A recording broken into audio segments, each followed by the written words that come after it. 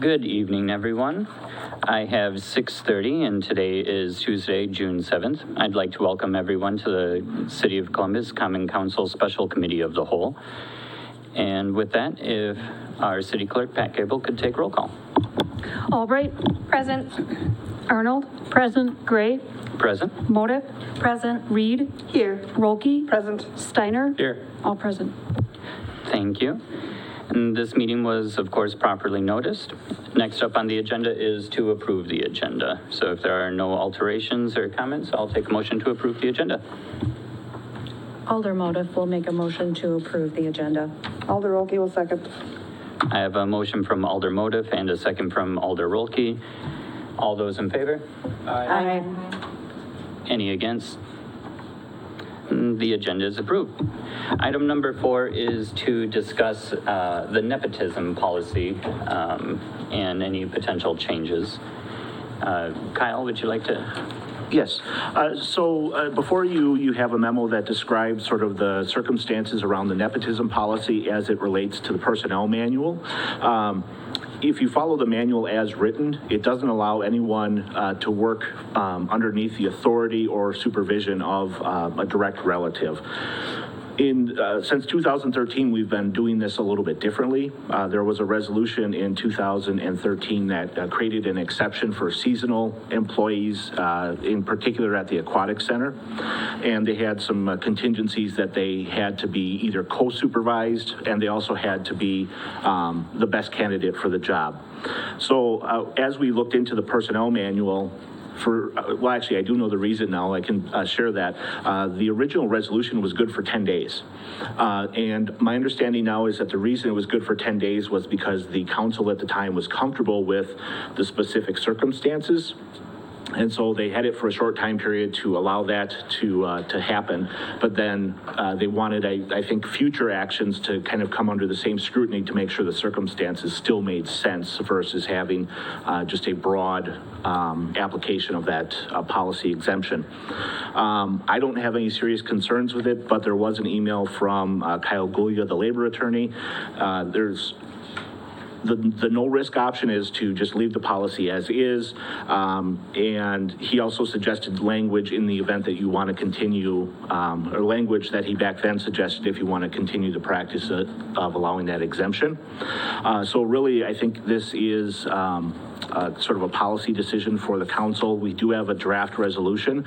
It could be adopted as is, could be amended any way you'd like, and it could also be made specific to a time period if you wanted to do that same kind of limitation. We do have a current situation at the Aquatic Center that we're trying to, create this or allow this exception to continue for. So making this only for 1 year would require us to come back in future years, likely. So that's sort of the context of it, and I'm not sure if there's any questions. Thank you, Kyle. Did anyone have any questions, comments, concerns? Go ahead. I'm a little confused about why they had it for 10 days. Was the employment only going to last for 10 days? I think the hiring, the language is about hiring employees. Okay, so it's not about the length of the employment. Yes, I believe that's what they were trying to get, is the actual onboarding to occur. Thank you. I just want to say, having read through the memo, I don't see this is going to be an issue that's going to come up often. So I'm really okay with the way that Kyle Gulya actually wrote out the exemptions, because it's only going to come up in rare circumstances as opposed to coming to council every year. Hey, can we make this exception? This kind of covers that and allows it to go through, and it still covers the whole area of nepotism as it goes through. So you're not just having manager and kid working under each other, husband, wife, whatever it is. So I think it's good, well written, and worth going through on that. Thank you, Alder Steiner. Did anyone else have any questions, comments? I personally agree with Alder Steiner as well. What is the thought of the rest of council? Are we comfortable moving this forward? I agree as well. We should move this forward. So I guess I just want to clarify. So if the relative is somebody of Kane, then they would be fall under the supervision of Amy Jo and vice versa. Is that kind of what we're talking about? Yep. Okay. Yeah, I think that would be the application, and then if there was no direct supervision, but maybe under the authority more broadly, it would allow that as well, just not the single having one family member supervising. Okay. Yeah, I'm comfortable. Thank you. So I think we are good moving forward with that. So next up on the agenda is item number 5, and this is to convene to close session per 19.851C to consider employment promotion compensation or performance evaluation data of any public employee over which the governmental body has jurisdiction or exercises responsibility. I will take motion. Alder Rolke moves to convene to closed session per state statute 19.85 sub 1C to consider employment, promotion, compensation, or performance evaluation data of any public employee over which the governmental body has jurisdiction or exercises responsibility. Alder Motive will second. I have a motion from Alder Rolke and a second from Alder Motive. Could you take a roll call for us, Pat? Arnold? Yes. Gray? Aye. Motive?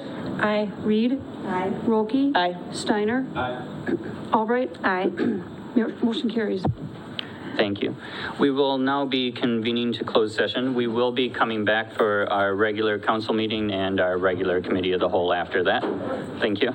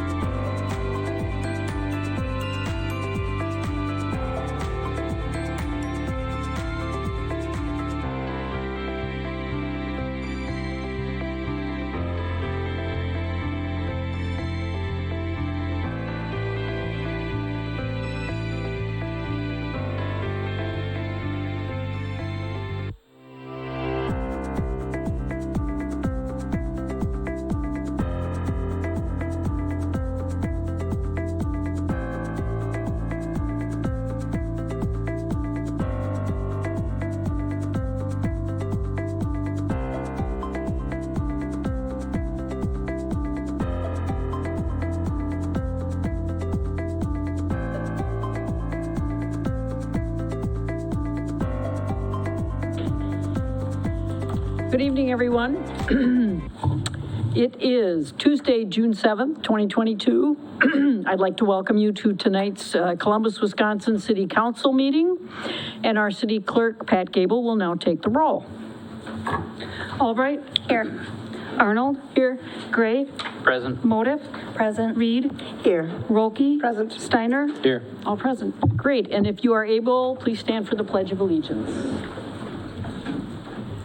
I pledge allegiance to the flag of the United States of America and to the republic for which it stands, one nation, under God, indivisible, with liberty and justice for all.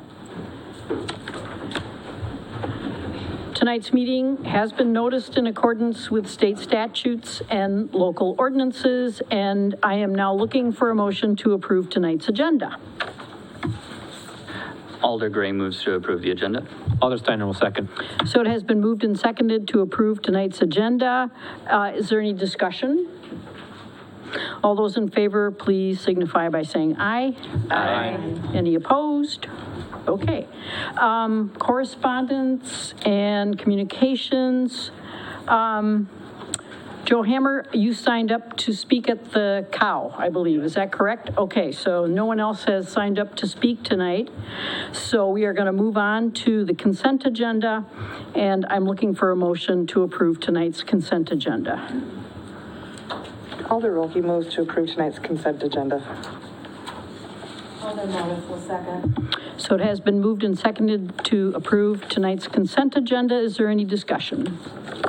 All those in favor, please say aye. Aye. Anyone opposed? Okay, so moving on to new business. The first item on the agenda tonight is, let me get past all of our, here we go, the nepotism policy. The first item on the agenda tonight is to take a look at the nepotism policy and potential changes to it. We just discussed this in the committee of the whole, and so I am looking for a motion on changing the existing policy, or however you want, whatever you want to move on. Alder Gray moves to approve resolution number 8-22. Alder It's a- Rolke will second. So it has been moved and seconded that we approve resolution, it's number 8, or is it number 10? Oh, it's 8. Okay, I'm sorry. Approve the resolution as stated by Alder Gray. Is there any discussion? I just have one quick question. So just to verify or clarify, we're really only doing this for temporary employees, right? LTEs for maybe potentially summer work. We're not talking about full-time staff coming to work. Yeah, it only references the part-time seasonal employees. Okay. Basically. All right, thanks. Okay. Any other discussion? Then in that case, all those in favor? Aye. Aye. Is anyone opposed? Okay, so resolution 822 passes. And the next item on the agenda is to consider the appointment of the weed commissioner, who I believe is going to be Jerry. Is that right? Jerry Lenz?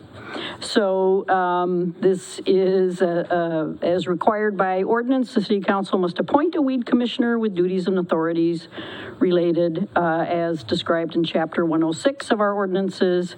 And so I am looking for a motion to appoint a weed commissioner.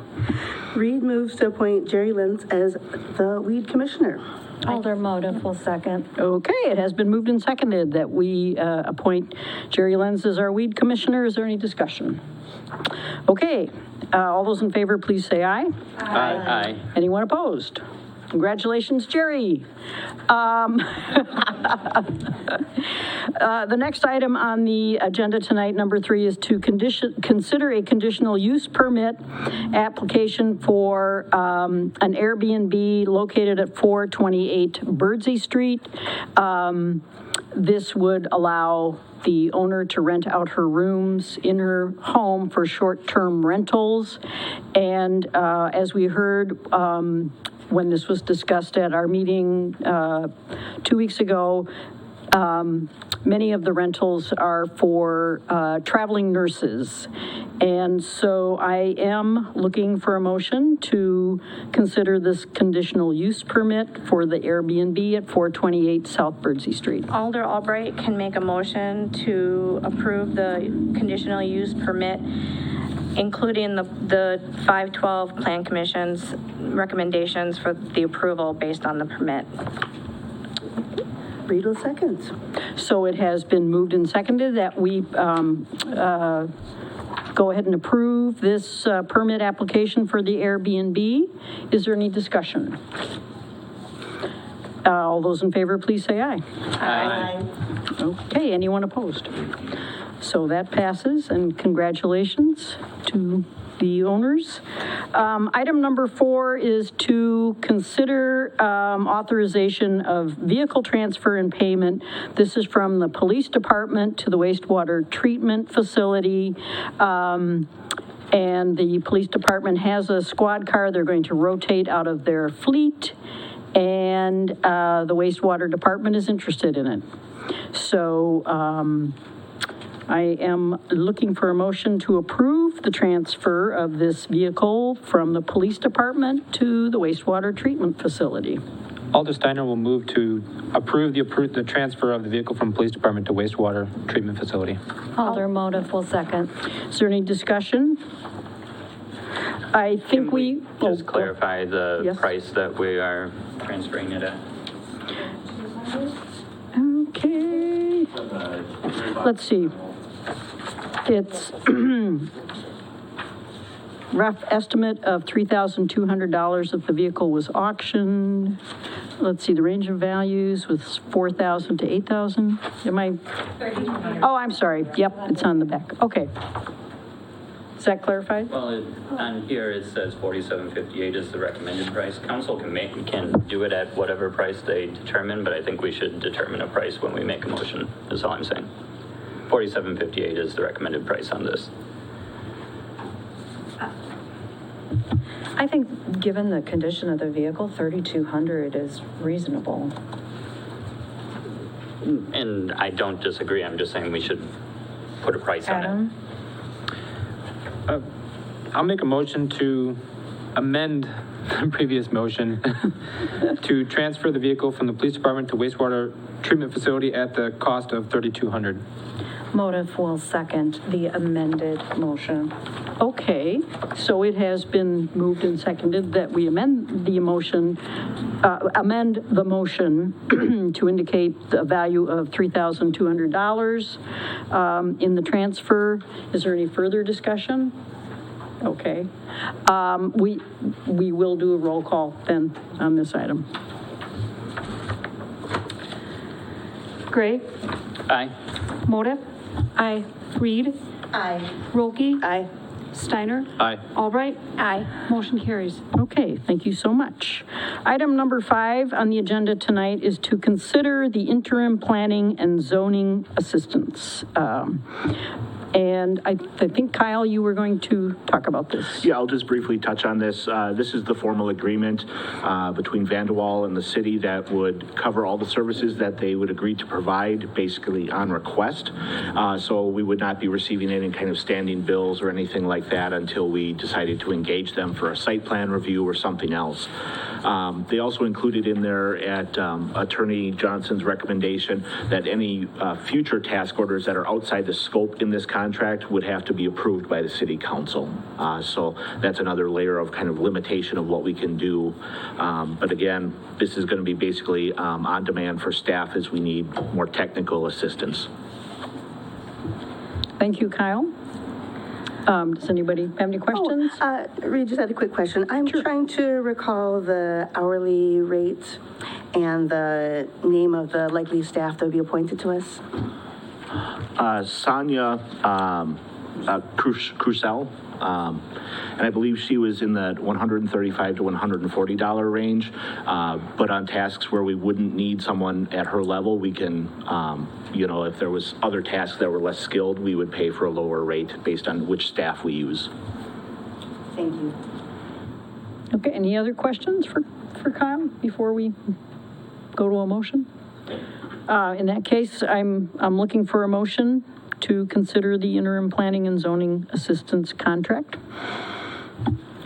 Alder Motif will make a motion to approve the interim planning and zoning assistance from Vanderwall and Associates. Alder Albright can second that. So it has been moved and seconded that we approve the interim planning and zoning assistance contract as specified. Is there any further discussion? And we will do a roll call on this also. Gray, Aye. Motif, Aye. Reed, Aye. Rolke, Aye. Steiner. Aye. Albright. Aye. Motion carried. Great, thank you so much. And now we're moving on to consider and take action on claims. Tonight's claims are in the amount of $245,216.27. And so I am looking for a motion to approve our monthly claims. Alder Albright will make a motion to approve the amount of monthly claims as read. Alder Rolke will second. So it has been moved and seconded that we approve the monthly claims through May 31st, 2022 in the amount of $245,216.27. And any further discussion? So we will do a roll call on this item. Motif. Aye. Reed, Aye. Rolke, Aye. Steiner. Aye. Albright. Aye. Gray. Aye. Motion carries. Great. Moving on to report of city officers. City Administrator Kyle Ellefson will go first. All right, thank you. Unfortunately, tonight, my report is several negative things or things that we've run into problems with. But so the CDBG project, we're in the middle of the second round of bidding for that, trying to get a more favorable price. The pre-bid meeting is next week. We did already talk with the state to see, because we promised in our grant to do a certain project, and now if we can't do it all, we're not doing what we promised we were going to do. I don't think it's going to be an issue, but we will need to file a project amendment when we kind of get the bids and know exactly what scope we're going to be able to do. So just know there will be an additional step, and we are running a little bit short of time because we have to get this billed basically by October. So in relation to the TAP grant and the Rec Trails grant, time ran out on the property appraisal process there, so we had to release the money that had been awarded for property acquisition. In talking with the state, I was able to get a letter of retroactivity. So if we qualify for that grant again, we will be able to count all of our eligible expenses that we're currently incurring. The only thing that we'll have to remember is that we promised initially to do a outdoor recreation plan, and they'll expect that during that next cycle to be completed. But at least it's good news that the expenses we have now are still on the table as far as reimbursement. Highway 89 project. The contractor ran into a problem with bedrock where we didn't expect there to be bedrock. They did borings in the area to sort of identify this and anticipate it, but where they bored in the street or around the street, they didn't detect the bedrock at that level, but yet when they're doing the road, there it is. So the higher level falls in the portion of the road where the sewer lines need to go, and there's almost 1,000 feet of a linear area that they're working with. The options are really more mechanical and kind of busting it up and chipping it out and crushing it and removing it mechanically, which is a little bit slower and relatively expensive. Then the second option is blasting. To sort of break it up and then just dig it out like normal rubble. The blasting seemed like the better option initially, and now as we're getting into it, as they're drilling the holes, there's water coming up through the fissures in the rock, and they can't use the explosives they normally use, so that means they have to use more expensive things. So Jason has been on top of this and working with them to identify exactly what the solution is. Just know that at some point there will be a change order coming forward for this. And it's just a matter of trying to find the most efficient and effective way to do this. We're looking at probably no less than $25,000 and hopefully not much more than 50, but a lot of it depends on exactly what they can do and how they can do it. So I did want to mention that because that's one of those things that happens during construction, but it's been sort of one problem after another with this bedrock. And the last thing I have is that a reminder that the day camp and the pool, those are really going full swing, especially if it ever warms up. The pool might start really getting active and busy with people moving back and forth.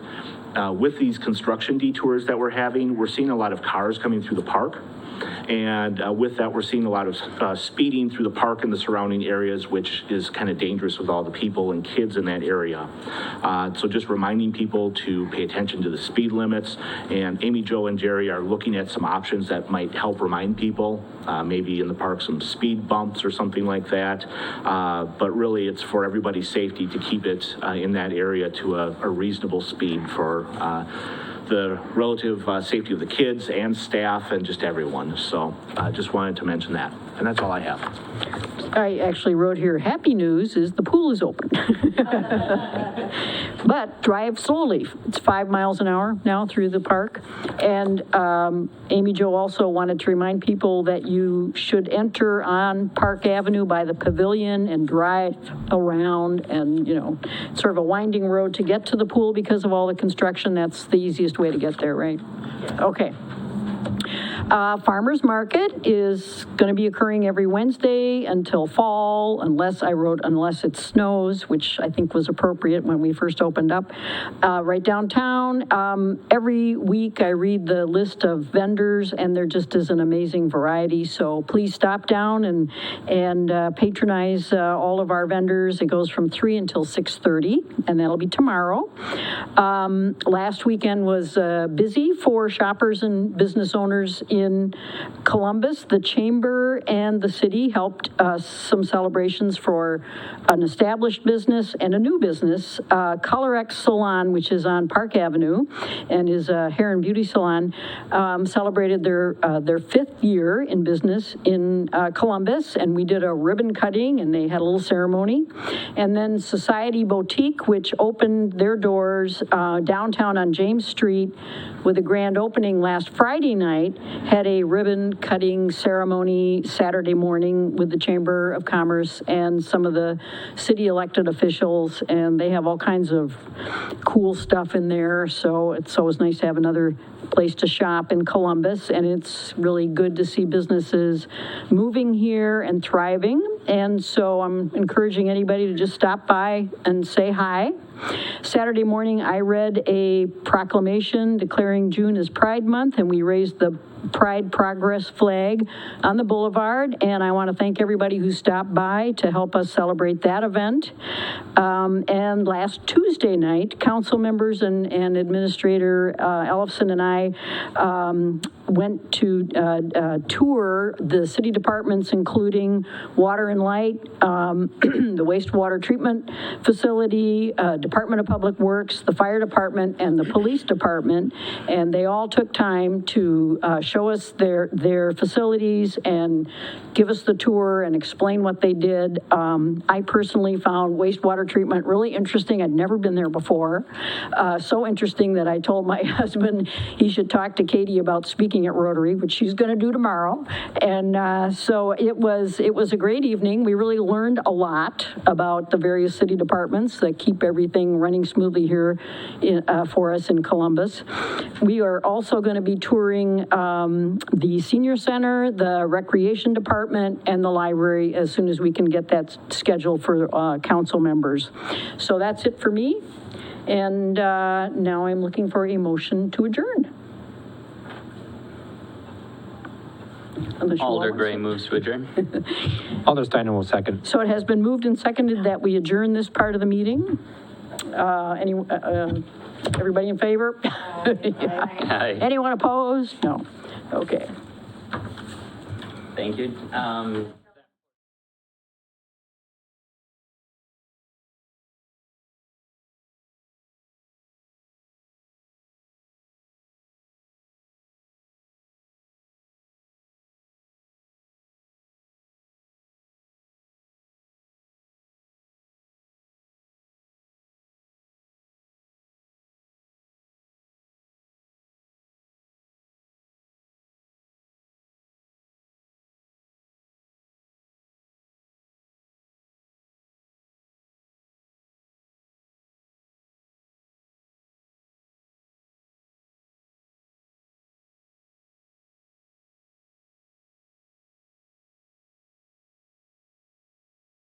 signed up to speak. If you'd like to.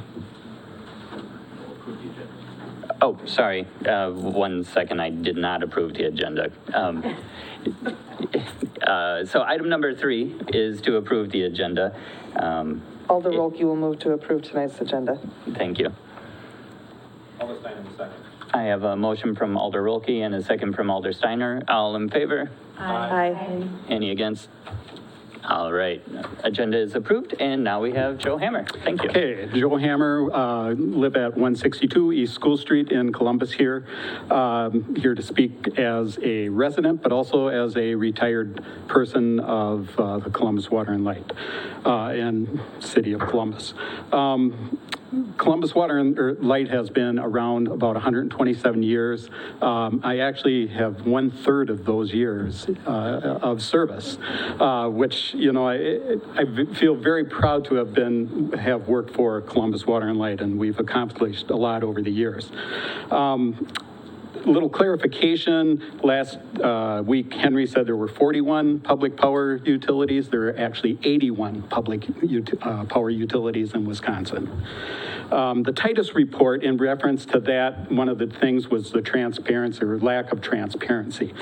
So one of the things that came out of that Titus report was putting the mayor and a council liaison on the Water and Light Commission. That was supposed to help with that lack of transparency. The reason for a commission over an advisory board is, and the councils back in the day, I think, had the foresight to do this, is that the sole purpose of the commission is to act strictly on the benefit of the utility.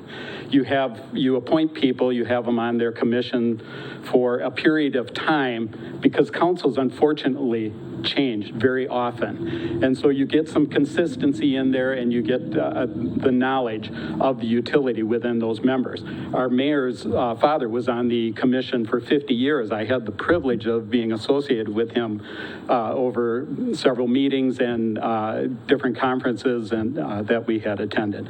And that longevity, his longevity was phenomenal, as well as so many others. And again, as I had said, the knowledge, learning the knowledge of the utility, and that being their sole purpose, they're able to make the decisions that need to be made. And they don't have to be concerned about anything else not that they shouldn't be concerned, but you're doing what's best for the utility and for the ratepayers.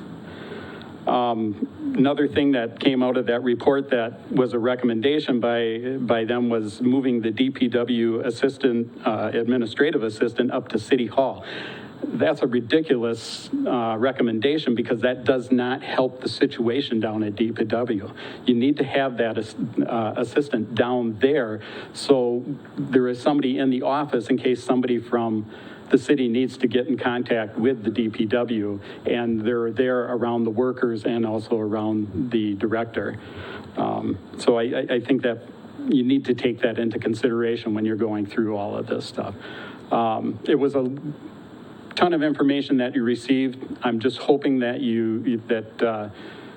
as you're going through this, as you're studying it, that you do reach out to, you know, current employees. You maybe even reach out to current commission members, past commission members, to get some insight from them also. Personal opinion, I think keeping with the commission and keeping them governing the utilities, and maybe moving the sewer over to the water and light, to keep all the utilities together under one governing board. So my thoughts on that, and I hope you take some consideration into that. Thank you. Thank you, Joe. Was there anyone else that wasn't able to sign up tonight that wanted to speak? All right.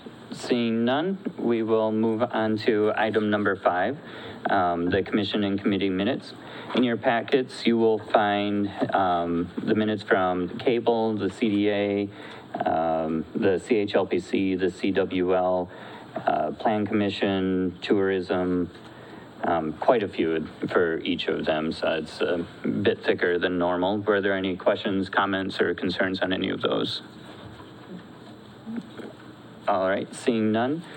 Item number 6 is to discuss the draft task order for additional stormwater study and analysis. We have Jason with us here tonight, thankfully.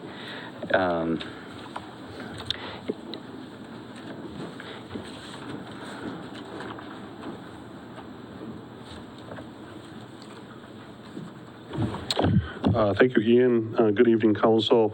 So tonight before you, I have drafted a task order at the request to look at the kind of the stormwater comprehensive study. We've talked about this for several meetings.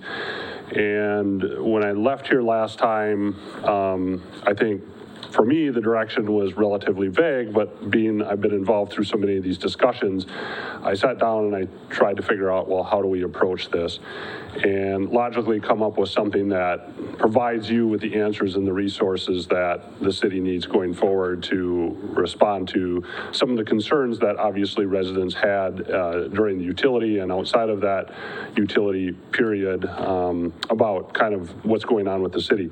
So I did poll some of our internal studies that we do for a lot of communities, and I looked at them, and the one thing that I discovered was that, you know, when we're drafting these task orders and looking at the service that we provide, it's just all over the board, right? Everybody has a different need, everybody has a different problem. And so I really thought that maybe there was a basic study format, and so I sat down and I just kind of started sketching out an outline, and I worked with staff a little bit to kind of come up with an approach. And so what you have before you tonight is kind of a culmination of that activity of how I arrived at what I felt was the questions that were being asked that I've heard. And some of the stuff kind of ties together in here.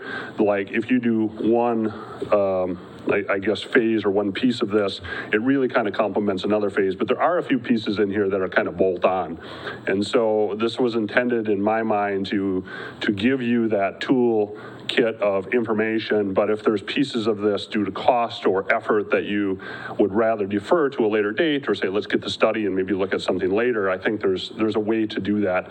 But I wanted to get this kind of comprehensively in front of you so you can kind of see what our approach is. So I'll just go through here very quickly, and then I'll see if you guys have any questions. So I called it a comprehensive study. So this is going to look at multiple things throughout the city. It's not a focused study, it's citywide. And initially, we're going to do a bunch of gathering of information assessments. So we're going to go out and physically put boots on the ground. We're going to inspect. We're going to determine where needs are. We know some of that now. We don't know some of that now. I had a great example. I saw Jerry today stop. I was driving through down. He was pulled over alongside the road, and he told me tonight, he said, oh, have you been down by that creek where all the sediments filled in by that? And I was like, I haven't been down there. I've lived here for 20 years. I've never been down there. But he said, oh, there's sediment all over down there. But so there's an issue that, you know, exists that we're just not aware of because we're just not looking for that stuff because we're not seeing a problem, but it's there. And so those are the type of things that we would hope to get out and evaluate. So our idea here is to look at all the stormwater management ponds and facilities that the city owns, making sure they're in working order, making sure that they're clean, they have capacities, things that they were designed to do and perform that way. Look at all the assessments of the waterways. We spent a lot of time looking at Second Ward Creek, but you can see we have other waterways here that we have major drainage coming through that, you know, we have to understand if there's restrictions in pipes, if we have collapses, if we have end walls, you know, plant growth, trees growing in things. So again, I think the first phase here would just be to get out and look at some of the stuff citywide, identify some of those issues, identify repairs needed.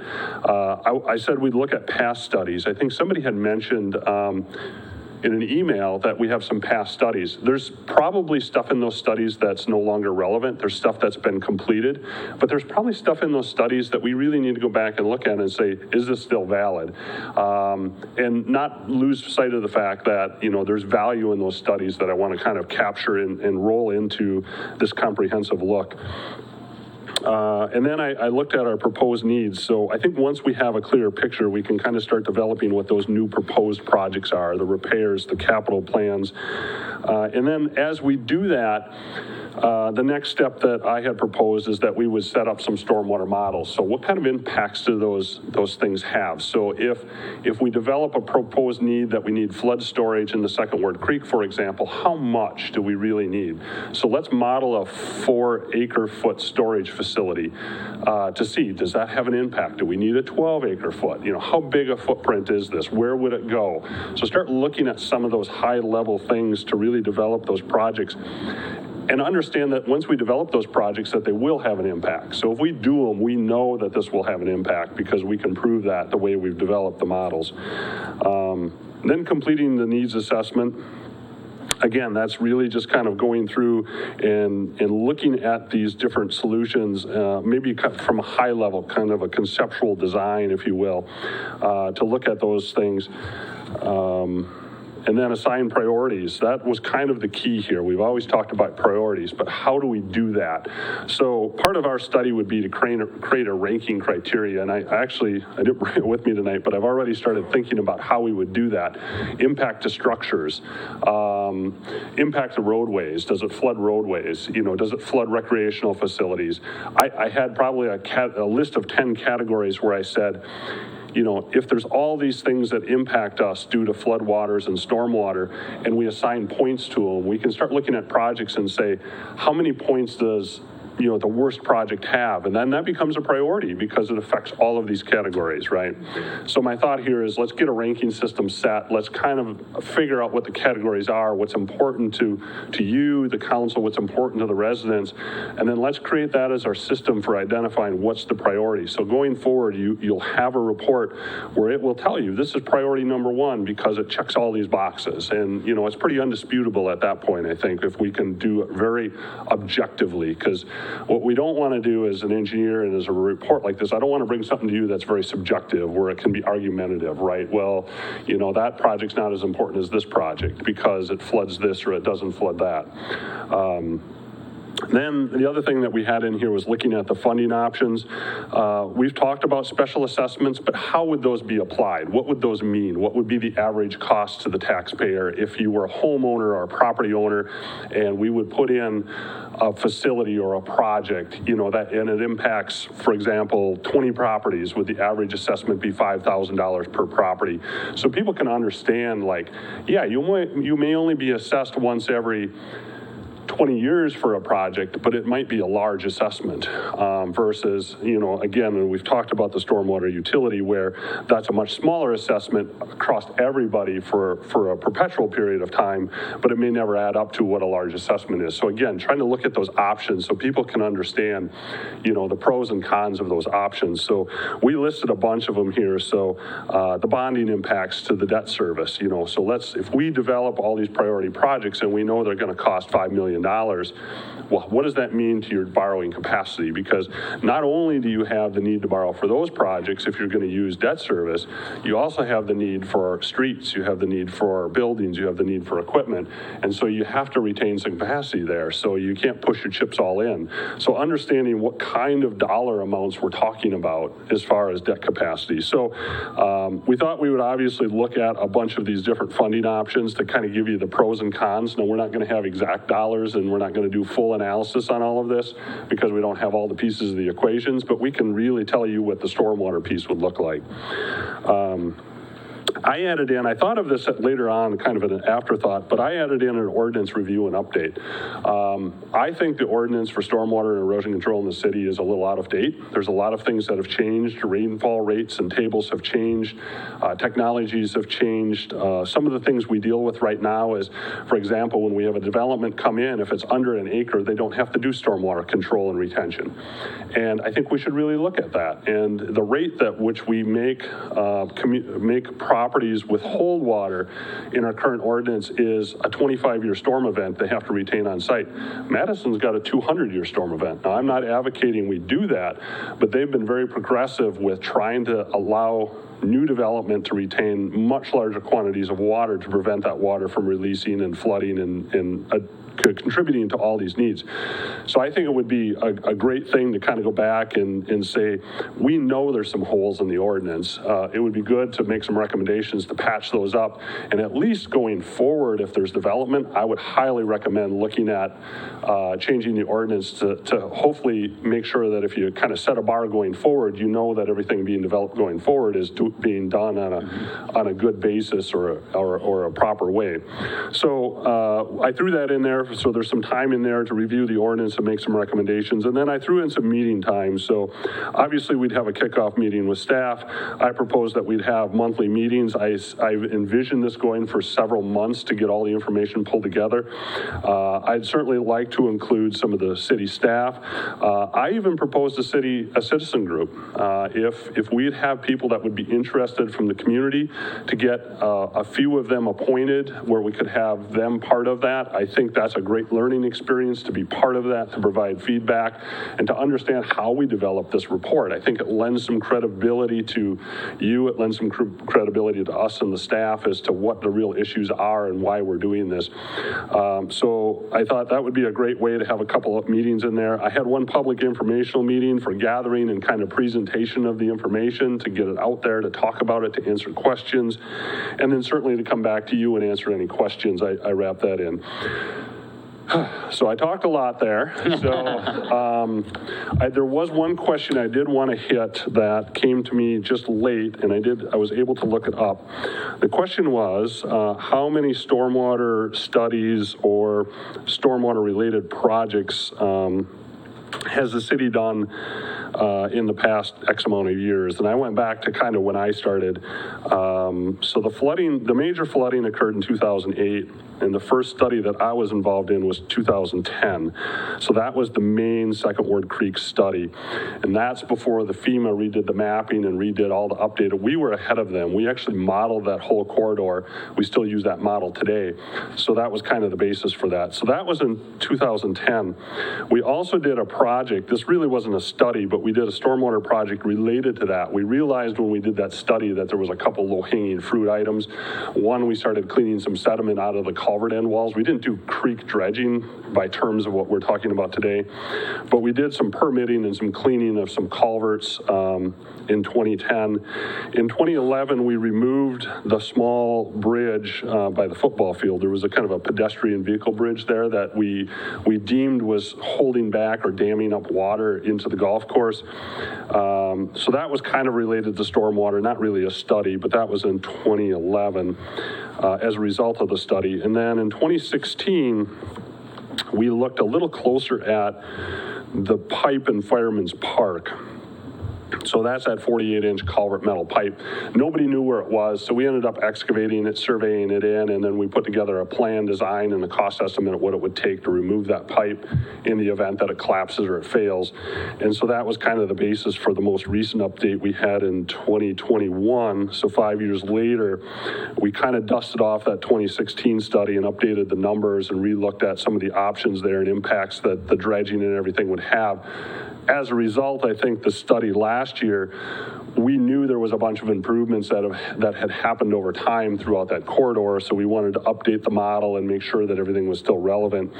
And then the last piece of 2021 was there was an amendment to go back and look at some alternate bypass options to see if we can get water out of the watershed. And I know I have not presented that to you guys, but I was just talking to Kyle, we're wrapping it up, and there's just been a little delay with timing when we had the referendum. I know that I had kind of made that a priority of what we were focused on, but we're kind of wrapping up that study now.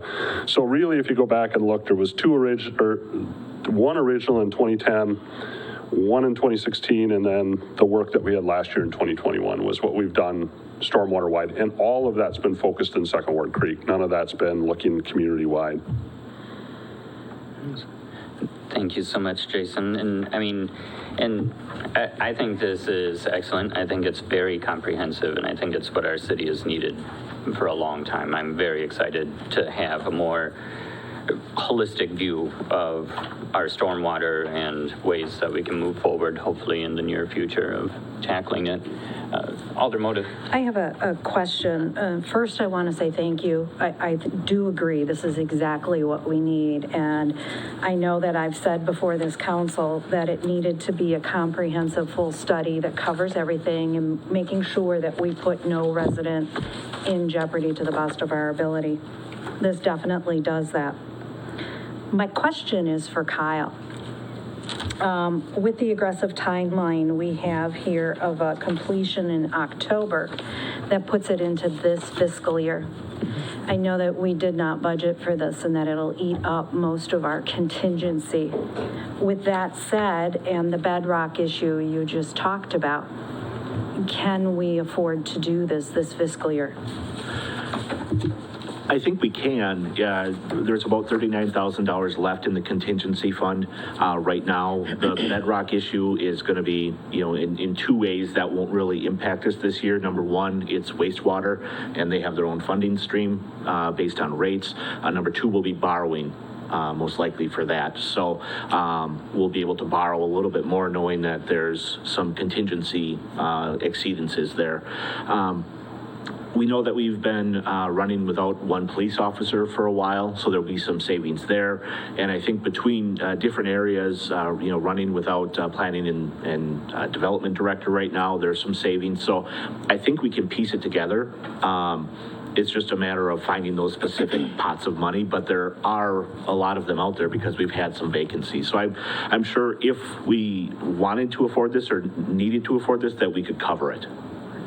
Thank you, Alder Motive. Go ahead. So I have a couple of questions. One, so I was the one that actually sent the email about the project. So you did do the updating in 2021 for Second Ward Creek. So then you're not duplicating in this 50,000, that study, correct?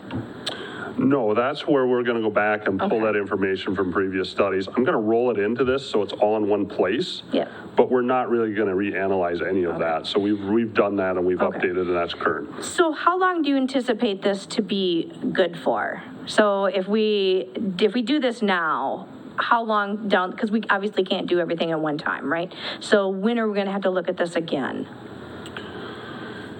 Well, I think since it's a comprehensive study, you can identify projects today, but what's probably most likely going to happen with a report like this is the projects, if you don't do them, will always be relevant. They'll still be there. The thing that'll happen is they'll likely become out of date with costs. And so you're going to have to, at some point, 5 years or so from now, go back and look and say, okay, costs that were done in 2022, are they still relevant going forward? And, you want to base your decisions and your borrowing on those, and you would certainly want to revisit that.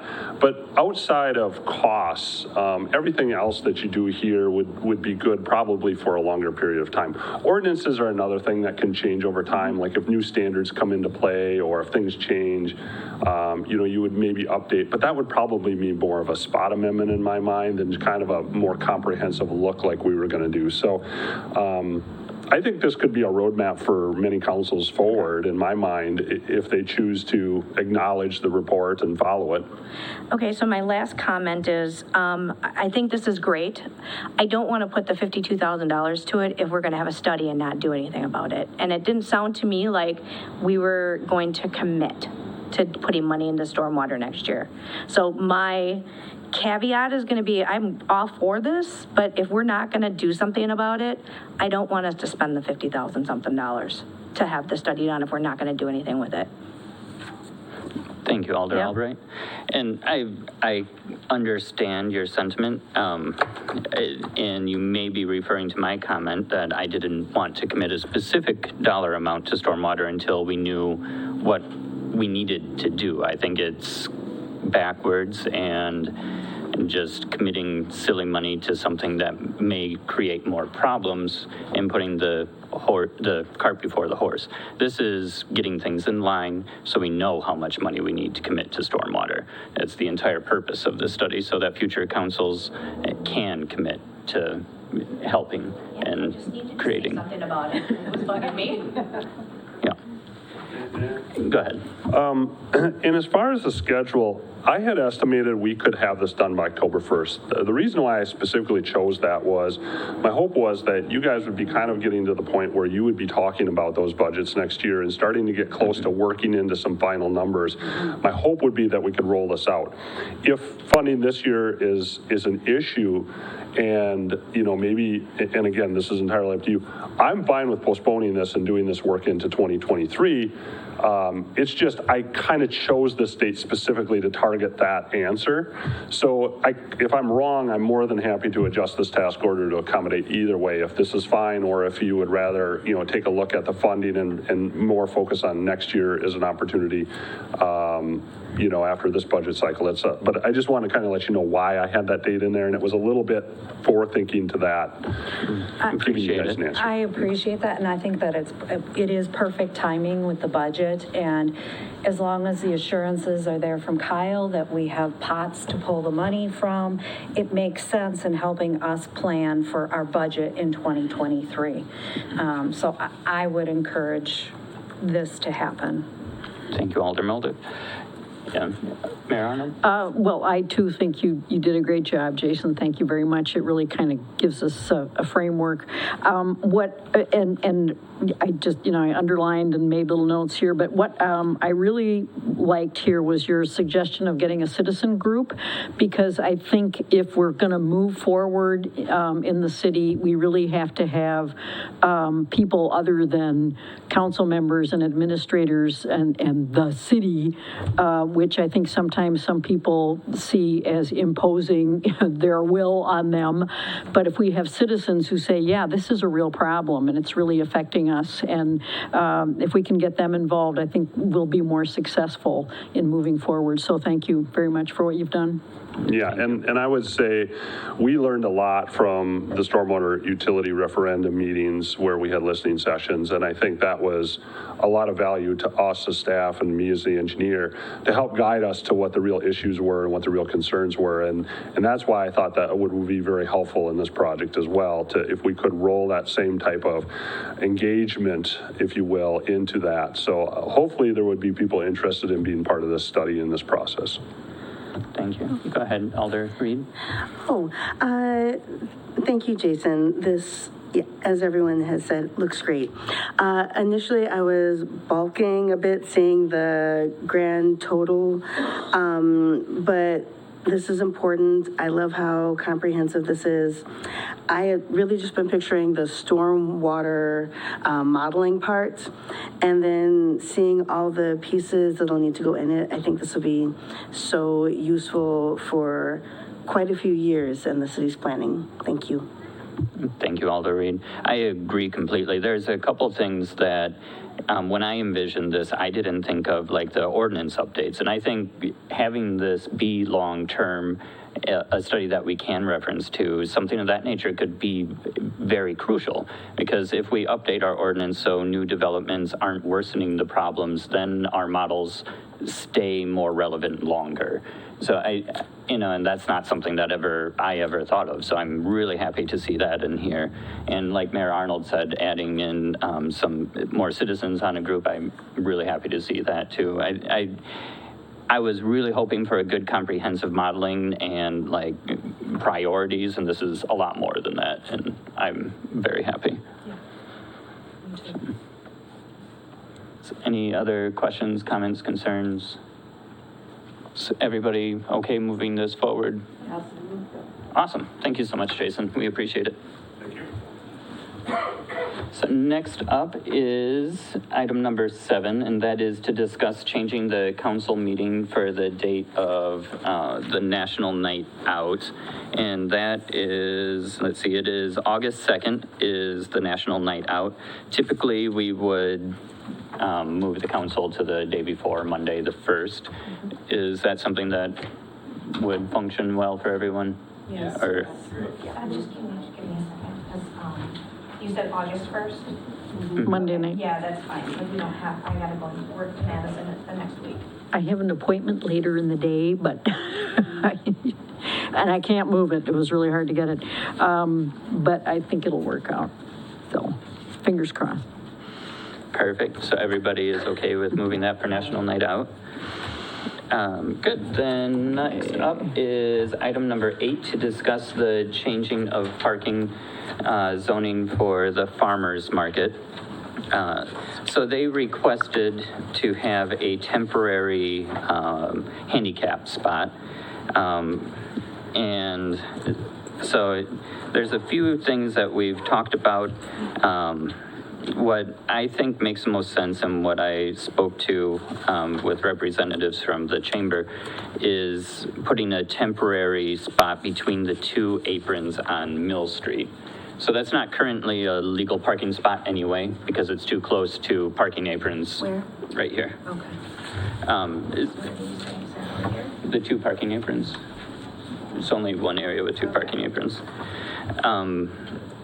So in between there, that can't legally be parking typically anyway, because you can't park within 5 feet of an apron. So it's impossible to park further away from 5 feet of an apron in that location.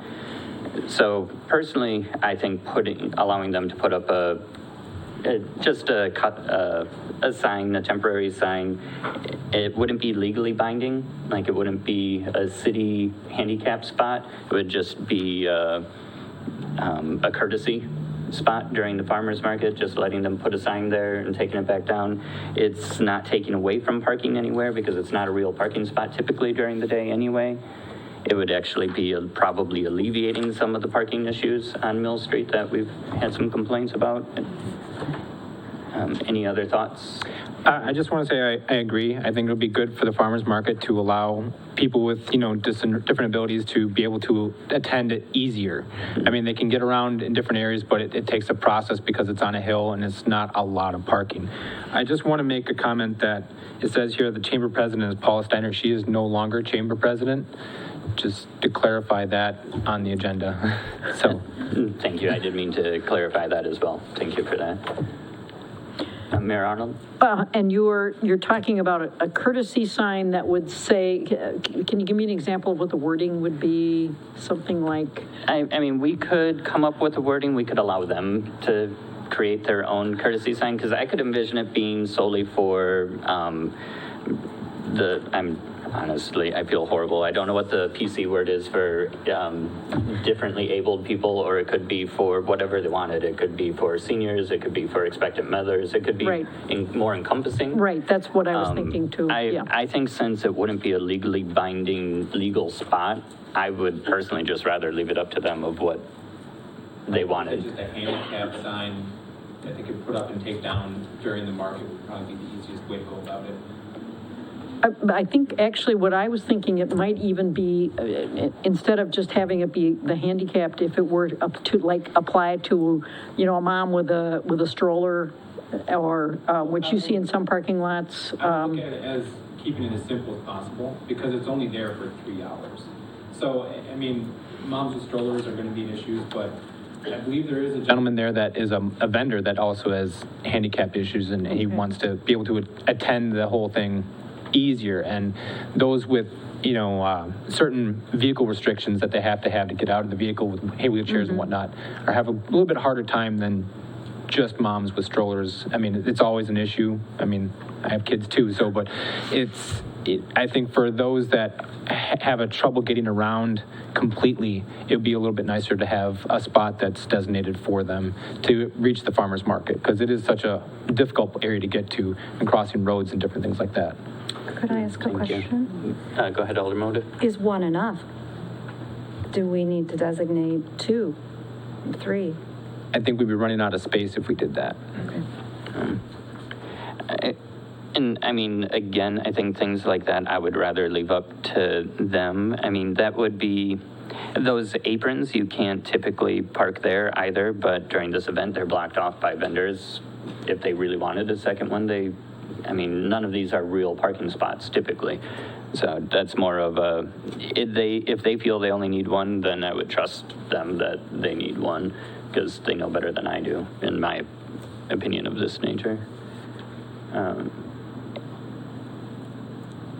see you reaching. Go ahead, I'll read. Thank you. No, I'm in agreement. I love the idea of using the apron as a very temporary spot. And I would want to stick with having it denoted as handicap specific. That's what the request is for, and that's who is going to most need it. It is not going to be a legally binding spot anyway, so I would just, lean toward having it for the purpose it was suggested. Perfect. Any other questions, comments? Is everyone comfortable moving this forward? Oh, go ahead, Kyle. So just a question, if the council is just sort of giving their consensus that they can put up this unofficial sign, does it need formal approval? I don't think it really does, honestly. I think it's more of a nod, handshake, like The minutes could reflect there's it, space. There's space there. We're not really can adjusting do it. the parking situation or the road situation anyway. Either way, it's just sort of like we just agreed that it's okay to have that there. Right. Yeah, we're not going to, send police to ticket people. Like, So they could use it all right away tomorrow and. right. Just I don't think there is a formal motion for us to make for that. Perfect. Unless, do you have a different opinion on that, Attorney Johnson? Well, I'm just reading your ordinance as I sit here, and there's two official things that you can do, because the council has the ability to designate public ways as special parking zones if they want to. On a temporary basis, the chief of police has that same authority. So if you wanted to formalize something, you could just have the chief go over there every time, a half hour before the farmer's market's going to open, and put a sign in the ground and go pick it up when it's done. That accomplishes the same goal. You need a sign, of course. So just a question, can the police chief allow parking, or can he only prevent or prohibit parking? He may designate for a limited period of time any place within the city as an area where they may not be parked, or where they may be parked for not more than 30 minutes. Okay, so 30 minutes. Yeah. So, I mean, those are, I don't really have a concern with your non-action, because there's nothing here to really enforce until there is. Right. And if it becomes a problem, then you can do something more formal later on. But you do have a couple tools in the box if you choose to. Oh, thank you. I'm personally still of non-action. Just let them use that space as needed, because you mentioned, it would only be for 30 minutes at a time, especially if one of the vendors needed it and he was going to be there for several hours. Or I think Chief Weiner has better things to do with his time. Yeah, that as well. I think just informal. We recognize that they're going to allow temporary handicap parking there, and I think that should work for everyone. It's not like we're a city of 500,000 people. We can get along with each other, I think. Go ahead, Trina. Oh, just wondering if we are going to have them in charge of putting up their own sign and not our police chief, would we need to give a more formal blessing? Does it make a difference? I think DPW has the ability to take down unapproved signs in the right-of-way. So I think the consensus and just making sure that Jerry understands that the council's okay with this and it shouldn't be removed, and it is going to be just temporary during the event. So I think we should be fine. Yeah, we're basically just saying that we're not going to do anything. Jerry's not going to go there and take their sign, and the police chief isn't going to go and ticket a handicapped person in the spot. Allow them to put a courtesy sign up, and I think is the best action, in my opinion, unless anyone else has it. And we don't have to decide that tonight. It's more of moving it forward in the direction, if we decide that, we can do nothing and just, it's over. They have a nod and a handshake that they can do it. I think we have enough on our plate. We don't need, sorry. I think we have enough on our plate. We don't need to move this forward to council. It can be handled just, in my opinion. I agree. I agree. Especially since they'd probably like to do it tomorrow, so yeah, that's fine with me. All right. Perfect. Any other thoughts, comments, concerns? So we're all comfortable just allowing that? Perfect. Awesome. Next up on the agenda is item number 9, review resolution authorizing execution of the DNR principal forgiven financial assistance agreement, or for the lead LSL, the lead lateral. I don't know what the S stands for, to be honest. Service. There we go. I knew it was leaded lateral.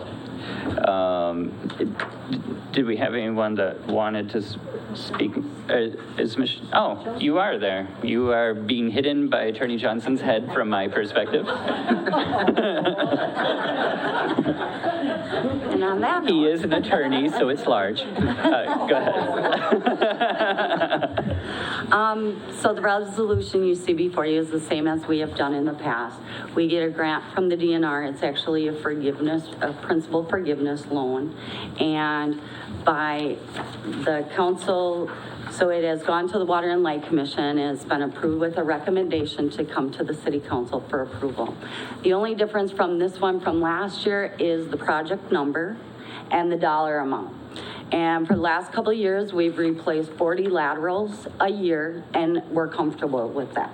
So this year, when we filled out the application, we did 40 laterals with an estimate about $4,000 a lateral, comes to the $160,000. So, and then if the council does approve that, then we would move forward with the forgiveness loan, which would come back to the council following months. Awesome. Thank you so much, Michelle. Oh, go ahead, Aldermotive.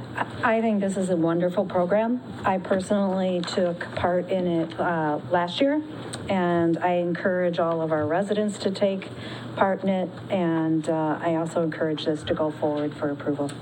Thank you. I do too. We got our letter in the mail and Glenn is already working on it. Great. Is anyone else, questions, comments? Everyone's comfortable moving this forward? Okay, perfect. Thank you very much. And then, I moved things. Here we go. Item number 10 is to review the CMAR annual report from the wastewater treatment facility. And she already knows where she's going. Good evening. The packet that you have is the completed compliance maintenance annual report. This report is due June 30th. It is a summary and self-evaluation of all the data as it pertains to the wastewater treatment plant for the last year of 21. This report includes the following information: influent and effluent loading data, plant performance, biosolids management, staffing and preventive maintenance, operator certification, financial management, collection system maintenance. You will find that the final grade average is a 4.0 or an A. Some areas that we struggled to meet: collection system maintenance due to staffing issues in 21. In late spring and summer, we did not meet our collection system cleaning goals for 21, and unfortunately, we are in the same position this year. So it is unlikely that we'll be able to meet those goals this year again.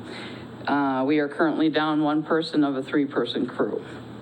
The other future issues that we face are complications with limited sludge storage, which we've talked about before, due to increased chemical feed.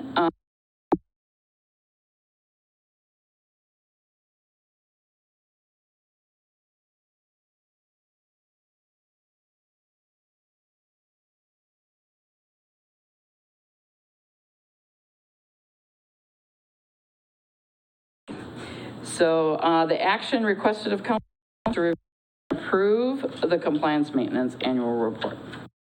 Awesome. Any questions? Thank you so much, Katie. Did anyone have any questions? No. Thank you. Awesome. Thank you for being here tonight. I assume everyone is okay with moving this forward for approval? All right, then next up is item number 11 to discuss the renewal of property assessment services. Did you want to give us any info on that, Kyle, or Brandon, whoever? if you want to. We made him dress up special. I drive so much Just in they case asked me we to help couldn't flag see on it. 16.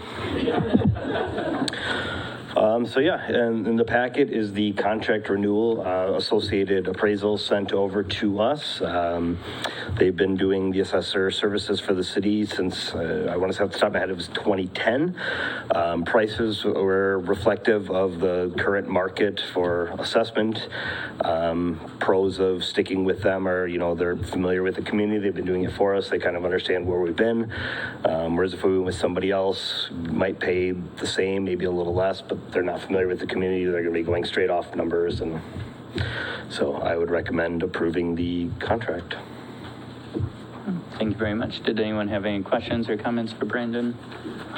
Go ahead. So what percentage, what is our ratio do you suppose we're at now as far as the city of Columbus is concerned? We are at, I want to say it was at 92% as of last year's board of review. I want to say 2023 is when they predicted it would go under the 90%, which from that it starts a timeline of you have like 2 years to get it back in line, 3 years the Department of Revenue, I believe, steps in, 4 years you do it at their cost and you have no choice in the matter. So Right, we're still a couple of years out, but The leeway is like 90 to 110%. So I think in 2020, we were at like 95%, is what I remember. And so now you're saying 2 years later, we're probably down to 92%. I want to say it was 92 or 93%, yeah. Okay. Any other questions, comments, concerns? Is everyone okay moving this forward? Awesome. Thank you so much, Brandon. And then next up is item number 12 to review the alcohol licenses. So these, of course, were thoroughly reviewed by staff already. There's only one that I noticed. It was actually the Dollar General.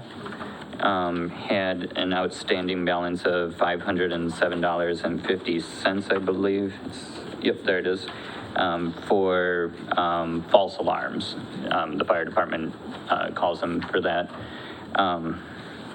So we can either move all of these forward to the regular meeting for approval.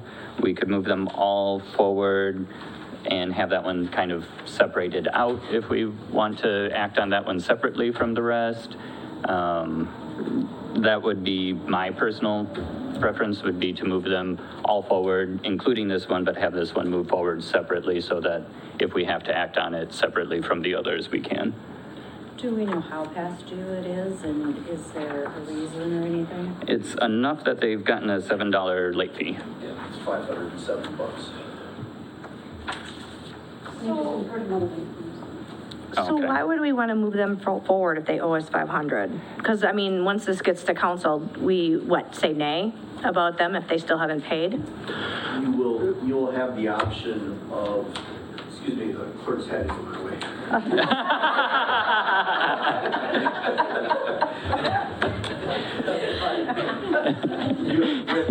When it comes up for council approval, you'll have the two options, if it hasn't been paid by. Option number one will be to deny the renewal. Option number two will be to approve it contingent upon them making the payment. Okay. At some point in time. All right. When they come in to make the payment, the license will be granted. Okay. Right. Yeah, and we could also reach out to them about that between now and then and ask them to make the payment or make a payment schedule. Like we've allowed them to make small payments in the past for things. I think it's just safest to move all of them minus that one forward, but move them all forward, but separate that one out so that we can take separate action on that one easier at our next meeting. Yeah, okay. Okay, perfect. Then next up is item number 13, the tobacco licenses. Again, pretty straightforward for these. Is any questions, comments? Nothing outstanding on anything like this. Are we all comfortable moving those forward for approval? Yep. Perfect. Next up is item number 14, and that is to review the 2023 budget procedure. Do you want to kick us off, Kyle? Sure. So what you have in front of you is a proposed timeline and schedule for the 2023 budget process. It's very similar to the previous 2 years. The one or two additional things that you'll notice is there's 2 additional meetings that were added. One in October 11th, which would be a special committee of the whole budget work session and public information session. And then October 25th would be a listening session for the proposed 2023 budget. Those were added sort of as part of the conversation with some alders that wanted to bulk up the budget process and make sure that it's as accessible as possible for the public. So this is essentially the same thing as we've done before, and in August, the department heads would begin submitting their budgets, and the city council would begin seeing this in September 20th, and then essentially almost every meeting from there until November 15th or November 22nd, there would be some version of the budget and some additions, and we would be talking about it basically at each step. So that was the plan as I presented it, but open to any adjustments. Thank you, Kyle. Adding those dates and listening sessions. Thank you. Any questions, comments, concerns from, go ahead, Alder Reed. Oh, thank you. No, it's just amazing to be looking forward and have everything ironed out so far in advance. Thank you, Kyle. Right, this is much easier than it was in past years. I think everything looks good. If it's the will of the council to add in those additional meetings, I personally think last year functioned very well, and I don't really see the need for them personally, but if that's the will of the council to add those in, I'm fine moving forward with this schedule. Can I just ask? Oh, go ahead. So I do have a quick question.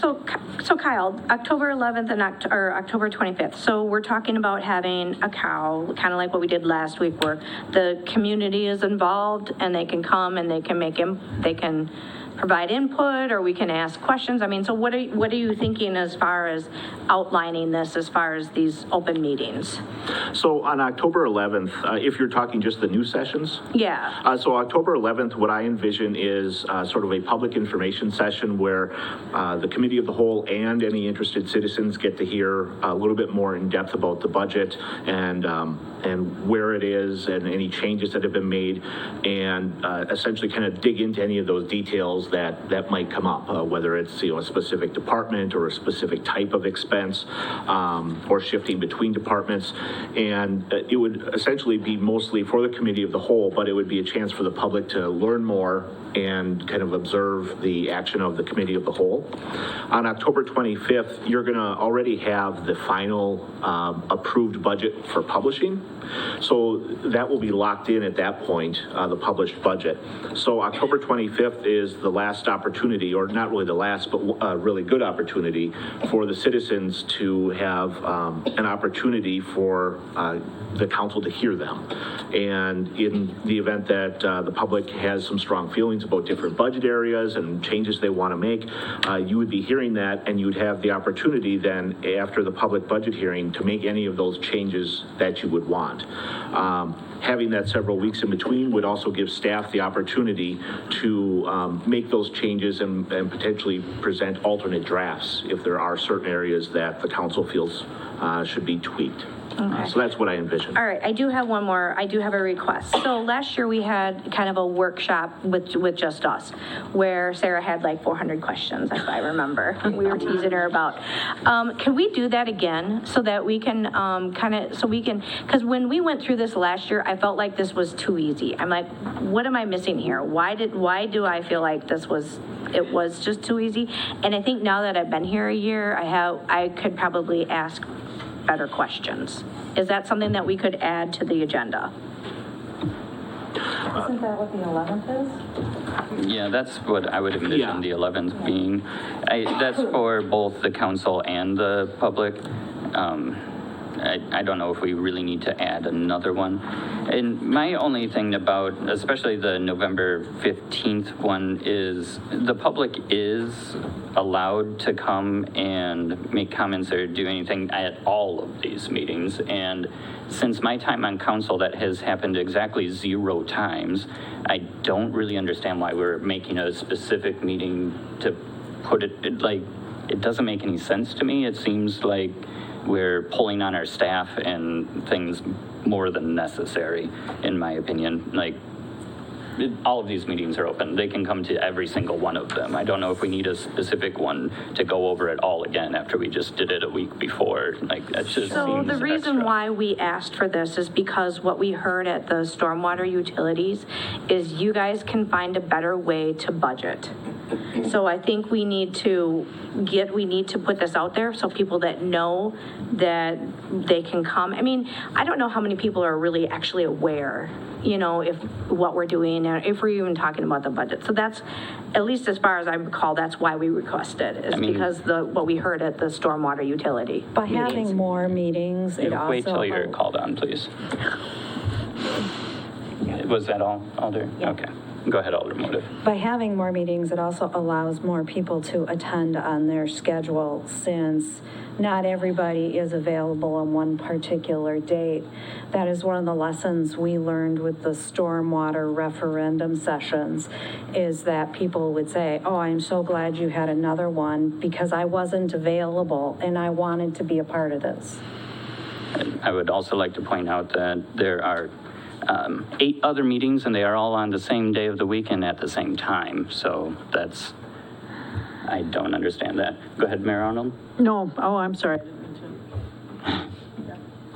No, if that is the will of the council, my entire time being on council, we have never had people come and ask for, there's 9 other meetings. I think we should try it. And if it falls through, then, you know, we can go back and say, you know what, we tried it and nobody came. Okay. If that's the will of the council, what do you think, Mayor Arnold? So we would be meeting every Tuesday night in October, correct? Yes. And 2 of those would really be listening sessions and work sessions, public information sessions. I guess I'm going to suggest that if we don't have many people show up for the October 11th special budget work session and public information session, and then we have a regular meeting the week after that, correct? Correct. Do we really need to schedule in another listening session? Because we're going to be having a public budget hearing on November 15th. It does feel like a lot of meetings in October for us and for staff. We could make the October 25th one tentative. I think that might be a good idea. Okay, so. Anybody else have a reaction?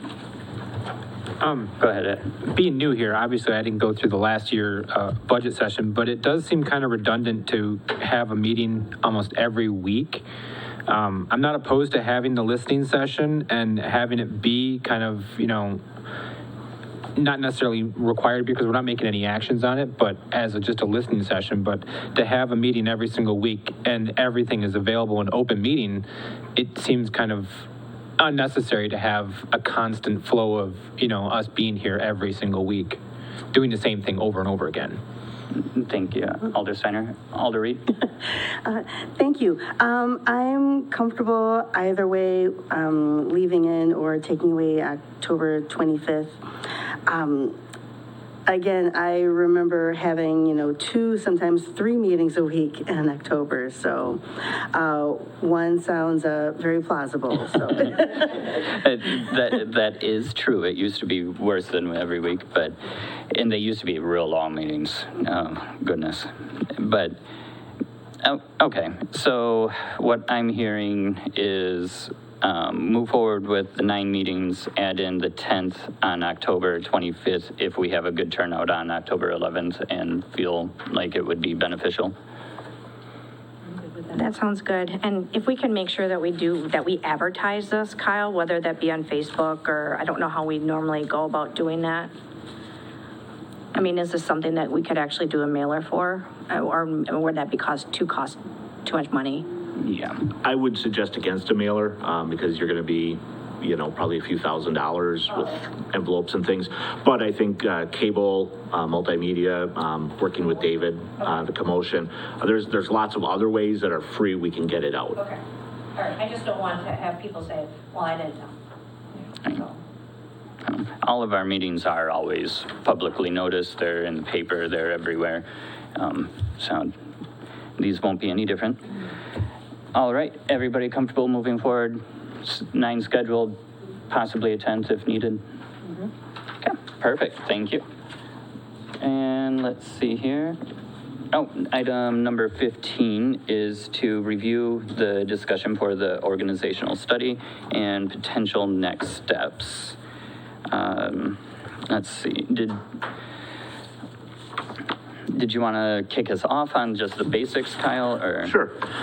So in front of you, I tried to distill down the much larger report and focused on the 3 areas that they focused on. One being the lack of unified public utilities between electric, water, and sewer, the need for more focus on economic development, and then addressing the span of control of the city administrator. So the second 2, the need for economic development focus and the span of control, had a lot of overlapping elements. So I addressed that as one later on, and then the lack of unified public utilities was sort of its own issue, and I addressed that as its own issue first off. So option 1 that they laid out was do nothing. They didn't recommend that because it does not address the opportunity to reduce operating costs, improve efficiency, construction coordination, and infrastructure planning. They also mentioned that they noted that every 14 years we're doing these studies, and they suggested that we dust some of those off and see what's still relevant and useful today. Option 2 was combining wastewater utility with the Columbus Water and Light and retaining the current Columbus Water and Light Commission. They felt, the consultants, that in principle that would mean better and more coordinated infrastructure planning, project construction coordination, financial planning and budgeting, personnel development, and training. They did suggest in this position moving towards a utility general manager position, which is supposed to encompass more of a broad oversight over the multiple utilities then, in place of the current utility superintendent position. And they had some example organizational charts in there. There was also a suggestion to amend some ordinances to clearly state the expected CWL reporting requirements to the council. And I think they pulled some old study information about consideration to changing the utility commission member makeup, such as appointing the city administrator to the commission. But I think that has partially been considered in the past, and I think they added an alder and the mayor to the council or to the commission. So option 3 is very similar to option 2. You would combine the water, wastewater, and electric utilities into one department. The primary difference being that this would be managed by a utility board that would be created under the authority and oversight of the city council. This option puts all 3 utilities under the common council, creating one reporting and responsibility structure, which addresses our concerns noted previously, is what the consultants mentioned. They did mention that utility commissions are often promoted as free from political influence and focused on running the business of utilities, but then on the flip side of that, they noticed that there's an argument against commission structures that essentially they're appointed and aren't really accountable to the public for their decisions in the same manner that elected officials are. The consultants mentioned that a number of the opportunities to reduce redundancy that is inherent in the current structure could be realized using option 3. And specifically, they talked about duplication in billing, engineering, legal, finance, procurement, capital planning, human resources, and that they felt there was potential cost savings through a lot of different areas. But they also acknowledged that really as you would move in this direction, you would need to do good planning and good study to really identify what those specific savings would be. They again felt that the general manager position would be appropriate in this setup. So again, that's similar to option 2. When you look at the difference between options 2 and 3, it's essentially the reporting structure is one of the primary differences between the Water and Light Commission and a utility board that would be more directly integrated with the city council. So that's the one set of decisions. The second set of decisions that they recommended are sort of lumped together in additional focus on economic development and the city administrator's span of control. They noted the 12 direct reports, and they felt like it might be more efficient to do a couple things. They recommended that the economic development function come to the city administrator versus being the planning and development director. But at the same time, they felt that several of my direct reports could be moved to a new blended position, which would be an assistant administrator position. And that would be tacked on to one or, they mentioned the treasurer, but it could really, I think, be tacked on to any of a department head level staff. And then they would supervise several of the other departments, primarily in the administrative services side was the proposal. They did talk about moving the Public Works Administrative Assistant up to City Hall, and the thought there is that you would close the work site down there to the public and have everything essentially done at City Hall. So anytime you needed someone to answer the phone, you'd have several people here, and if someone's on vacation, you still have people here, and if they leave for another job, you still have people here that are cross-trained and can answer. In regards to the garbage and bulk pickup, our bulk item drop-off services, Jerry and I have talked about potentially opening the recycling center during the winter months, and so that if you buy your sticker here, you can deliver that out there year-round, sort of eliminating one of the needs to go to the Public Works campus. So that was one of the items, and I think centralizing a lot of the services in City Hall makes a lot of sense. The one thing, as they talked about moving to an assistant administrator position, they identified the treasurer position, but I would prefer to really throw it out there for all department heads to express interest if they're interested, and then allow an internal process to evaluate who's the most qualified to, assist with the duties of the assistant administrator. Again, with the economic development activities moving to the administrator, just remember those would be removed then from the planning and zoning director, and they would be more focused on just the zoning issues and floodplain and things like that. So those are the kind of the broad choices. There's a lot, obviously. There's a huge study that goes with it and several supporting studies. But that's kind of the core recommendations that they made on the surface, the high level. Awesome. Thank you so much, Kyle. So, of course, we've all been given a lot of information to review. So I'm going to throw something a little more broad between these two out to start with.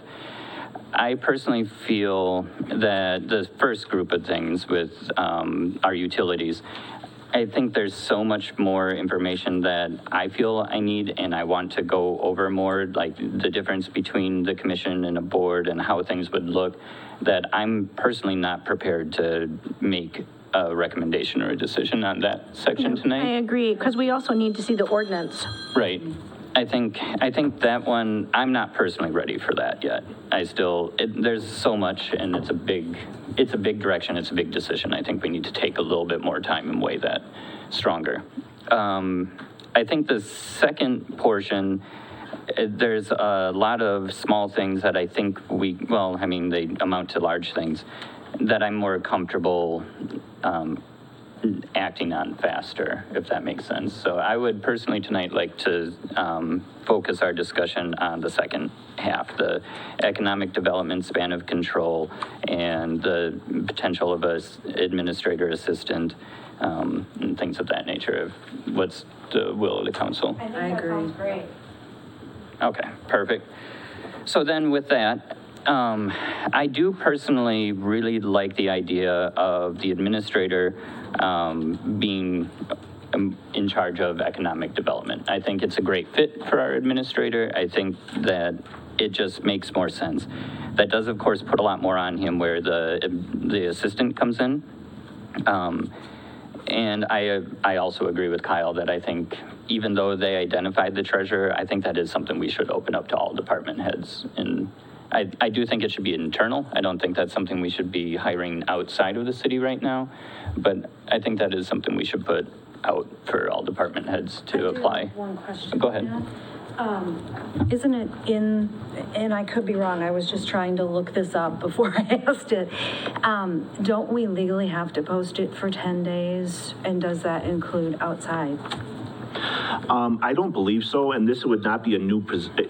It would be a new add-on position, but it's not a position, you wouldn't hire an assistant administrator as a standalone. Mm-hmm. It can only be added on to an existing position. Okay, I see. You know what I mean? And so we wouldn't be hiring for an assistant administrator treasurer and kicking the existing treasurer out. Right. It would be adding on to an existing department head and adding to their duties. So, sorry, I just, that's the one they use. Right. But yeah, it would be an add-on to an existing, and so it would require, say that Pat was interested, we would have to figure out what duties we could kind of tweak to allow her to take over some administrative duties and shift. But I just think that there's a lot of talent throughout all the department heads, and there might be, several people interested. Right, and then we could figure out the best way to shift duties from there depending on who's interested. I personally think that's a great direction. I think putting the economic development under Kyle would be an excellent decision, and then creating that add-on of an assistant to help him out with other duties so that he doesn't have so many direct reports would also be good. Go ahead, Steiner.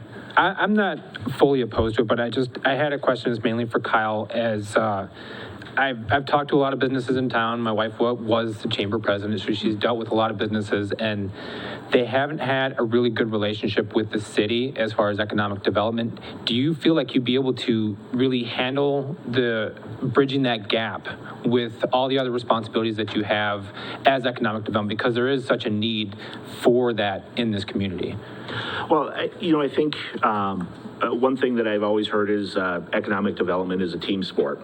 So I think having myself be in the lead would match some of my experiences in other communities, and in other communities that were smaller, that's all there was. It was a team of one, essentially, and some consultants to help you out.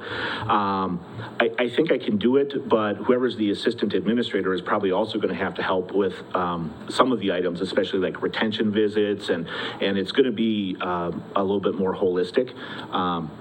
But I certainly think that there's a certain power in working directly with the administrator because we already have a lot of the connections in place, and we're not trying to work laterally with other departments. We're sort of choosing the best path for the city and for the council, and trying to make the connections that work and hopefully facilitate things. So I think I can, but it's not something that I'm going to be able to single-handedly do. It's definitely going to be a collaborative effort. So I actually have a question too. So we were talking about moving the assistant up here from DPW. So right now Jerry has those garbage bins. I don't know what else to call them. So people pay their $15 and they drop off their construction. So how would that work? So that's what we were referring to, is putting those up at the recycling center, or the landscape recycling center. And in that way you would have several days a week that they would be available, and we have plans to make that an all year round venture so that you still have access to it even in the winter months. Right, because I know contractors, they use that. Mm-hmm. For painting and whatnot. So. Right, for sure. We wouldn't want to lose any services. No. But before we move on to that aspect, what is the feel of the council about putting the economic development primarily under the administrator, and then putting it out there for department heads for an administrative assistant position, like add-on? I think it makes a lot of sense. Okay, perfect. Then let's move on to Alder Albright mentioned, relocating the administrative assistant to City Hall. I think there's a lot of pros and cons to this one. This one isn't as cut and dry for me.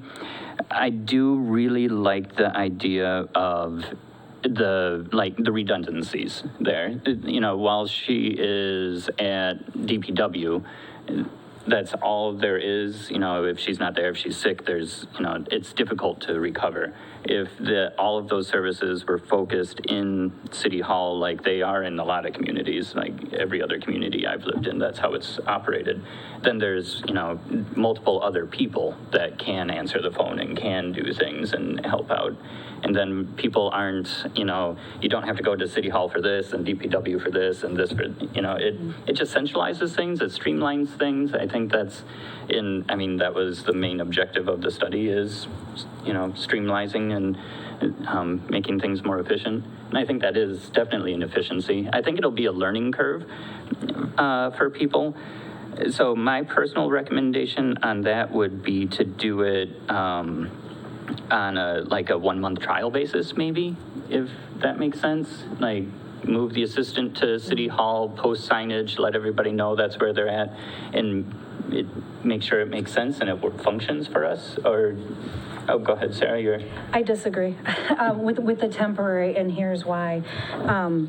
So I actually have two parts to what I'm going to say. One, there's forwarding of phones and there's logistics with computers and those sorts of things that for only a month in my head doesn't really make financial sense.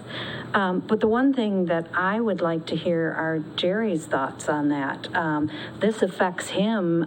You know, is it helpful to allow you to focus on operations if that's moved up here?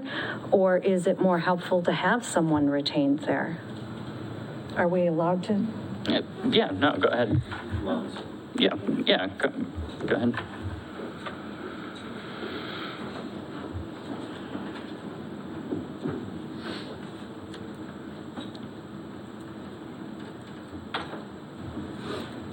Good evening. I think my opinion is split on this. I think centralizing the position makes absolute sense the way Kyle in the study has brought it together. That position could assist several other departments, several other directors.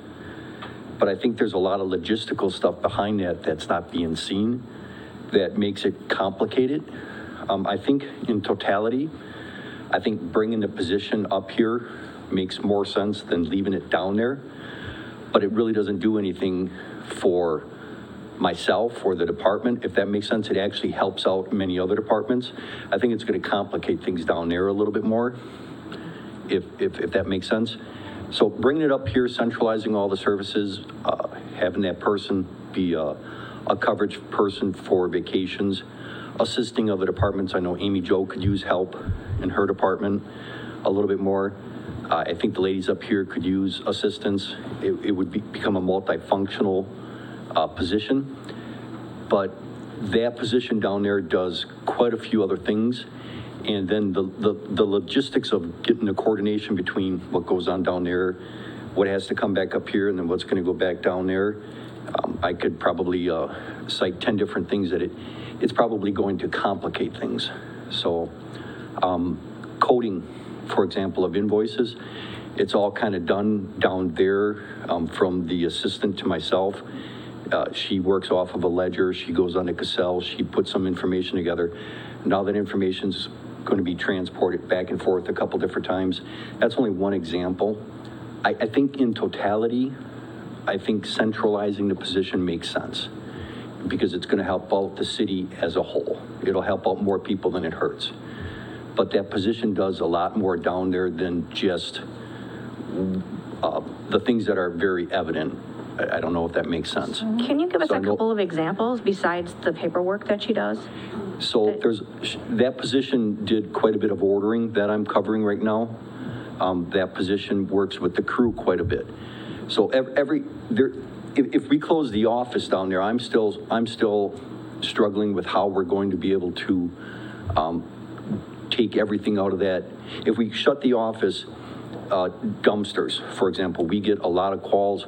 Right now, I'm working about 6 hours a day, I figure, in the operational aspect of covering that office. And towards the end of the day, I start doing my director stuff.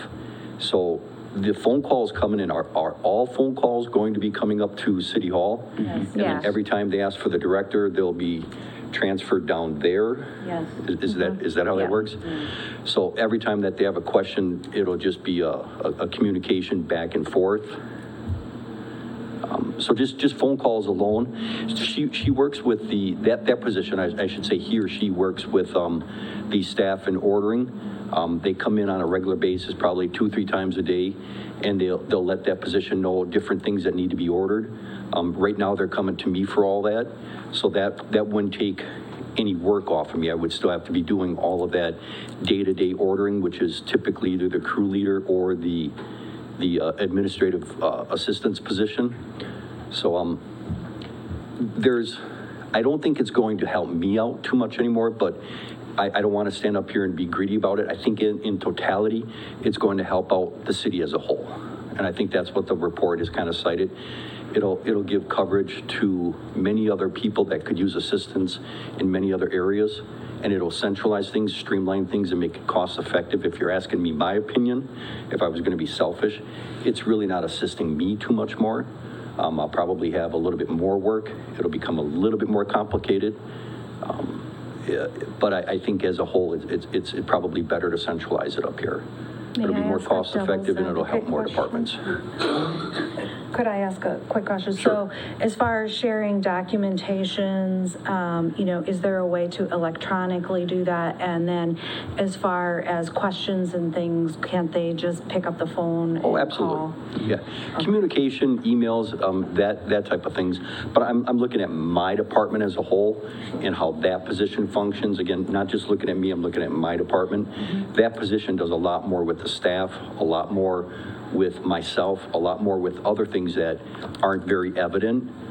But again, looking at the totality, I agree with the assessment that bringing it up and centralizing it is going to help out more directors, more positions, and it'll be utilized in a more cost-effective way. So I have a comment.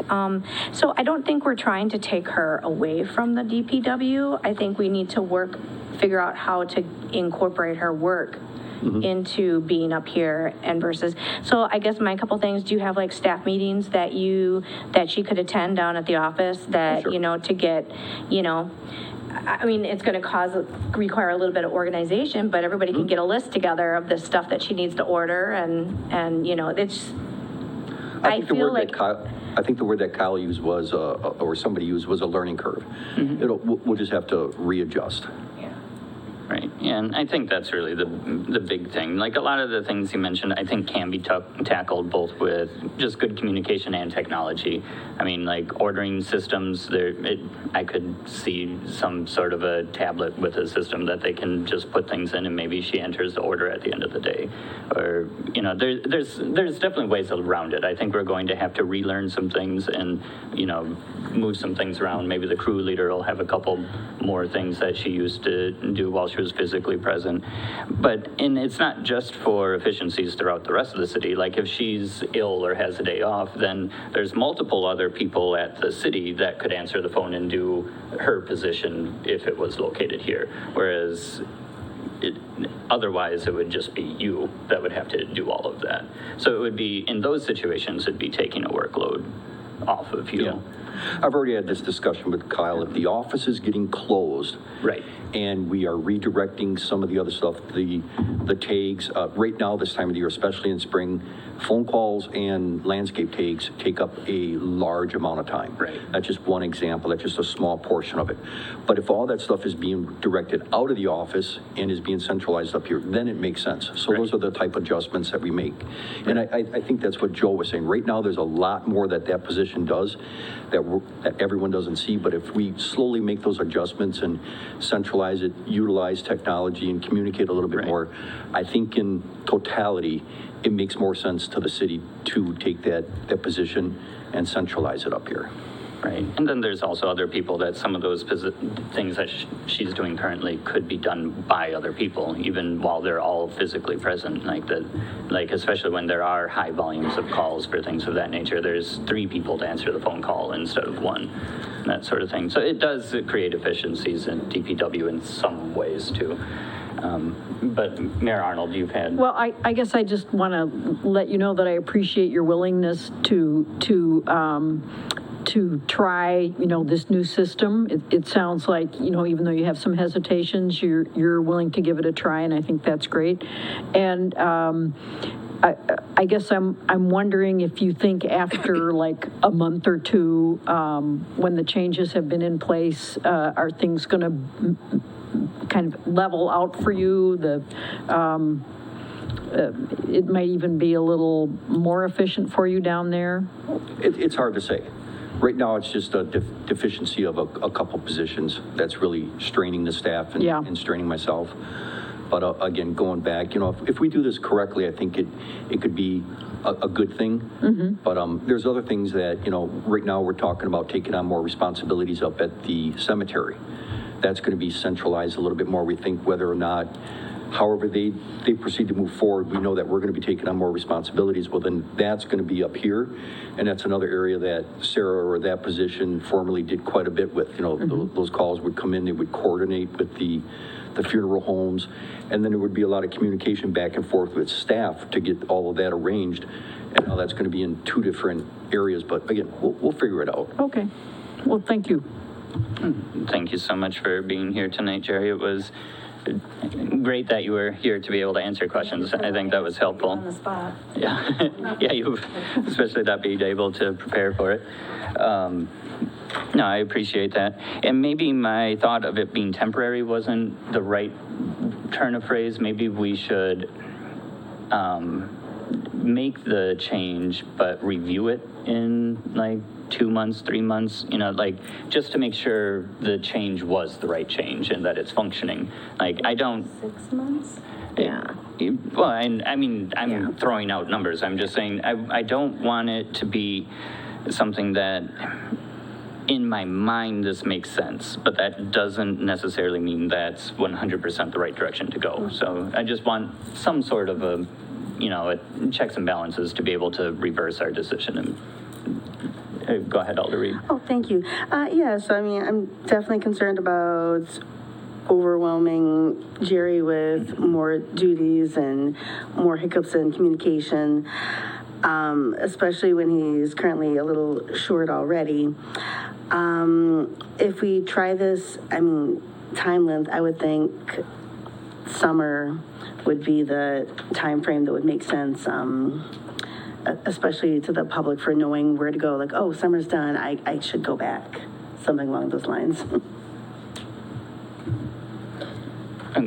Or I don't know which. I have two quick things. So one, Kyle, if the person comes up here, where do you plan on them being? In that, like the front office area where they? Yeah, I think they would be right next to Jane, where the building inspector sometimes sits, and there's some payroll that the library does there, but I think we can probably find other places to accommodate that.